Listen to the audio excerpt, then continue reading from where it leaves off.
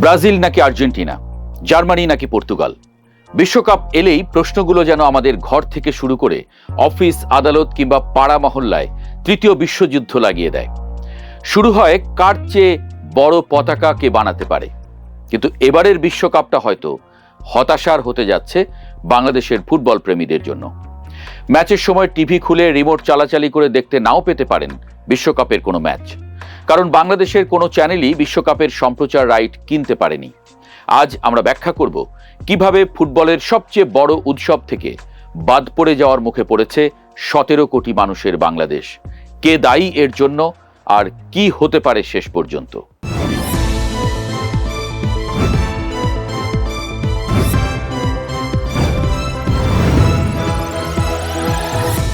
আগে একটু পেছনে ফিরি। 2022 সালের কাতার বিশ্বকাপ মনে আছে? সেবার টেরিস্টেরিয়াল রাইটস কিনেছিল বিটিভি, টি স্পোর্টস আর জিটিভি কিনেছিল স্যাটেলাইট রাইটস, আর টফি কিনেছিল ডিজিটাল স্ট্রিমিং। 64টা ম্যাচ, সবগুলোর সরাসরি সম্প্রচার দেখেছে দেশের কোটি কোটি ফুটবল প্রেমীরা। বিটিভির সেই রাইটস কিনতে খরচ হয়েছিল 98 কোটি টাকা। আর 2018 সাল বিটিভি রাইট পেয়েছিল বিনামূল্যে, মানে সম্পূর্ণ ফ্রিতে। শুধু বিজ্ঞাপন থেকে আয় হয়েছিল 1.5 কোটি টাকা। তাহলে এবার হঠাৎ কি হলো যে 200 কোটি টাকার দাবি উঠে এলো?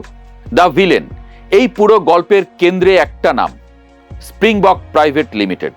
সিঙ্গাপুর ভিত্তিক এই কোম্পানি ফিফার কাছ থেকে বাংলাদেশ সহ দক্ষিণ এশিয়ার কিছু দেশের মিডিয়া রাইটস কিনে রেখেছে। এরপর তারা বাংলাদেশের চ্যানেলগুলোকে সেটা সাব লাইসেন্স দেওয়ার প্রস্তাব দিচ্ছে। দাম কত চাইছে? বিটিভিকে পাঠানো প্রস্তাব অনুযায়ী মূল দাম 151 কোটি টাকা, আর ট্যাক্স ভ্যাট যোগ করলে মোট দাঁড়ায় প্রায় 200 কোটি টাকা। বিটিভির একজন সিনিয়র কর্মকর্তা নাম প্রকাশ না করে বলেছেন, বিটিভির বার্ষিক বাজেটই হলো মাত্র 3 কোটি টাকা। সম্প্রচার সত্ত্বেই যদি 200 কোটি টাকা খরচ হয়, তাহলে চ্যানেল চলবে কিভাবে? একটু থামুন। বিটিভির মোট বার্ষিক বাজেট যদি হয় 3 কোটি টাকা, আর স্প্রিংবক চাইছে 200 কোটি টাকা, মানে বিটিভির প্রায় 66 বছরের বাজেটের সমান।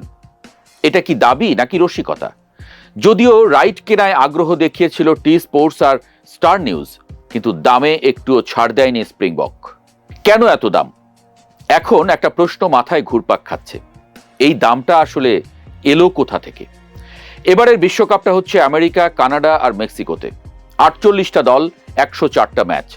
এটা এখন পর্যন্ত ইতিহাসের সবচেয়ে বড় বিশ্বকাপ। এই পুরো টুর্নামেন্ট সাইকেলে সম্প্রচার সত্ত্ব থেকে প্রায় $4 বিলিয়ন আয় করতে চাইছে ফিফা।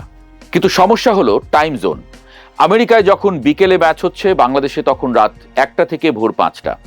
104টা ম্যাচের মধ্যে 52টা ম্যাচ শেষ হবে রাত 4টার আগে, আর বাকি 52টা শুরু হবে 4টার পরে। রাত 3টায় ম্যাচ দেখার জন্য বিজ্ঞাপন দাতারা কি টাকা ঢালবে? দর্শক কি থাকবে? এই হিসাবটা কোনো চ্যানেলের মাথাতেই মেলে না। শুধুই কি বাংলাদেশ? এখন অনেকে ভাবতে পারেন, এটা কি শুধু বাংলাদেশের সমস্যা? না, এই সমস্যা আরো অনেক বড়। ভারতে জিও স্টার অফার করেছে $2 কোটি, ফিফা চাইছে কমপক্ষে $3.5 কোটি। দুই পক্ষ রাজি হচ্ছে না, সনি আগ্রহই দেখায়নি। চীনের সিসিটিভি থেকে ফিফা চেয়েছিল $25 কোটি, পরে কমিয়েছে, তবুও কোনো ডিল হয়নি। পাকিস্তান ও মিয়ানমারেও একই অবস্থা। মানে বাংলাদেশ, ভারত, চীন, পাকিস্তান এই দেশগুলোর মোট জনসংখ্যা পৃথিবীর মোট জনসংখ্যার প্রায় 40%। আর এই 40% মানুষ এখনো জানে না বিশ্বকাপ দেখতে পারবে কিনা। 2025 সালের সেপ্টেম্বরে ফিফার টেন্ডার প্রক্রিয়ায় অংশ নেয়নি বাংলাদেশ সরকার আর বিটিভি। বিটিভির একজন কর্মকর্তা স্বীকার করেছেন যে তারা যদি সেই টেন্ডারে অংশ নিত, তাহলে হয়তো অনেক কম দামে রাইটস পেতে পারত। মানে একটা সুযোগ ছিল, আর সেই সুযোগ হাতছাড়া হয়েছে শুধু সময় মতো সিদ্ধান্ত না নেওয়ার কারণে। যদিও বিটিভি এরপর 2018 সালের মতো ফ্রি ফিড দিতে সরাসরি ফিফাকে অনুরোধ জানিয়েছিল, তবে এখন পর্যন্ত ফিফার তরফ থেকে কোনো জবাব আসেনি। ডিল না হলে কি হবে? ধরুন শেষ পর্যন্ত কোনো ডিলই হলো না, তাহলে কি হবে? টি স্পোর্টস একটা সাব লাইসেন্স ব্যবস্থায় চুক্তি করতে পারে বলে সূত্র জানিয়েছে, তবে সেটা এখনো নিশ্চিত নয়। আর যদি সত্যিই কোনো ডিল না হয়, তাহলে ফিফা প্লাস প্ল্যাটফর্ম হয়তো লাইভ স্ট্রিমিং দিতে পারে, কিন্তু সেটা দেখা যাবে শুধুই ইন্টারনেটে, যা সবার কাছে সহজলভ্য নয়।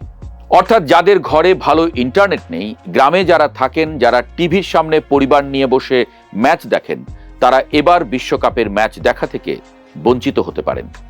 প্রতি 4 বছর পর পর বাংলাদেশ দুই ভাগ হয়ে যায়, ব্রাজিল আর আর্জেন্টিনা নিয়ে। পাড়ার দোকানে রাত জেগে চায়ের কাপ হাতে ম্যাচ দেখা, ছাদে পতাকা টানিয়ে বিশ্বকাপের উত্তেজনায় চিৎকার করা, এই সংস্কৃতিটাই এবার হুমকিতে পড়েছে। কারণ শুধু একটাই, সিঙ্গাপুরের কোম্পানি 200 কোটি টাকা চাইছে, আর সরকার সময় মতো টেন্ডারে অংশ নেয়নি। বিশ্বকাপ শুরু হতে আর 1 মাস সময়ও বাকি নেই। এই ভিডিও ভালো লাগলে আপনার পরিচিত যে ফুটবল প্রেমীরা আছেন তাদের সঙ্গে শেয়ার করুন। দেখা হবে নতুন কোনো পর্বে।